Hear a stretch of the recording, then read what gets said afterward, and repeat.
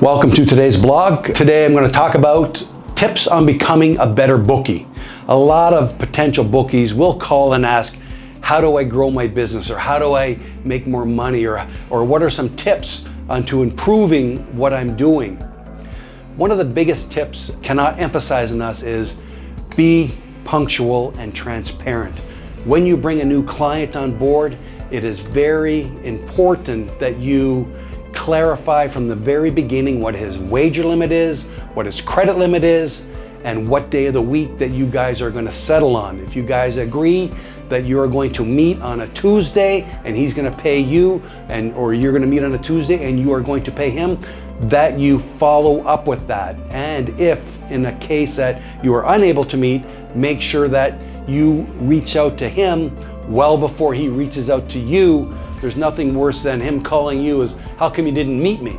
It's better for you to be very transparent and say, listen, I can't meet you on Tuesday. Let's meet Wednesday morning for coffee, and you can settle your account. Either way. Also, another good thing to know is to be able to offer tips or incentives to your players to pay on time. Many bookie softwares will offer a reward type program where they accumulate points on the volume they play, so that they can receive free plays. Or if a player pays you promptly, you can reward him by shooting him a free play or give him a free wager in his account for the punctuality of his payment. Players love that. It's a good little tip that you can do, and it's going to help them, encourage them to be on time with their payments. Another good thing to know is to be on top of what is coming up and when events are coming up, so that you can keep your players informed on start of the season, when the season ends, when playoffs start, what special events are happening at this particular time of the year, and that'll keep them interested in their account. Is being knowledgeable about their account and on their wager limits and their line types, so that if there's ever a question and they want to call you, for instance, in NFL or any sport, usually the opening line limits are lower than the game line limits. So players, when they do call you with questions about their account, you are knowledgeable about the rules of their account, when the lines come up at the sports book, how much they can bet on, etc., etc. Another thing is to let people know about innovations and new things that are available on your account. Many paperhead providers have sports betting pools, they have horse racing interfaces, they have prop builders, they have 2 or 3 inline, in-game sports betting processes that are very lucrative to you if you can let your players know. A lot of players are, they're not comfortable sports betting, or they don't know a lot, and they be afraid to ask you about certain things. So it's good to be on the initiative and letting people know that what is available to them, what they can bet, and how much they can bet, and on when they can bet.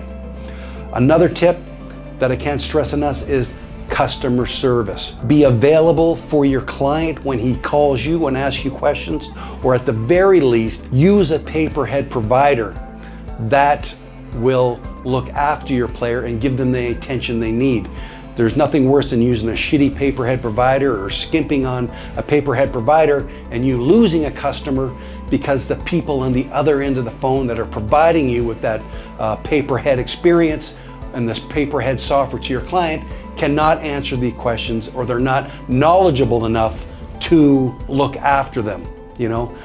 It's tough to get a client, it's even tougher to retain them, and you don't want to lose them by using a cheap paperhead provider and having an unknowledgeable customer service type of staff that can hurt your image by giving them the wrong information. Also, another tip is risk management. We spoke about it in the past, and a comment that I've always done is, you can shear a sheep every week, but you can only gut them once. Keep your wager limits low, keep your weekly limits low until you build up a reputation and the customer has proved to you that he can pay on time. There's nothing worse than having a player overextending himself and losing more than he can afford to pay. Just like a bank is not going to loan you money if they don't feel you are going to pay, and they're going to do background checks. They're going to look at the person, the client, to make sure that he can afford to pay. If a guy is only making $1,000 a week salary, you can't give him a $5,000 a week credit limit because he can't afford to pay it. Keep your limits low And again, once they prove they have the ability to pay and are responsible enough to pay, as well as game responsible or wager responsibility, you can raise his limits. But keep your wager limits low. Make sure your credit limit and wager limits are in line with your client. Integrity and trust. Again, we've touched on that briefly. It's very important you follow through on what you will say. When a player is owed money, there's nothing better than for you to pay him fast, because you can basically consider it a temporary loan. If a guy wins $400 or $500 and you pay him Monday and Tuesday quick as you agree, you can be sure that he's going to be confident and want to wager more in the future because he knows he's going to be paid. In this day and age, with sports books closing and people being stiffed all the time, once you prove yourself as a bookie that pays and you have a reputation as pays and your players are comfortable making wagers, they're going to wager more because they're not going to worry about sweating the getting paid by you. They're going to sweat the game, and you don't want them sweating about being paid. They can sweat the games, but knowing that they are going to get paid if they win, and if you pay them promptly when they win, you can be sure that they're going to pay you promptly when they lose.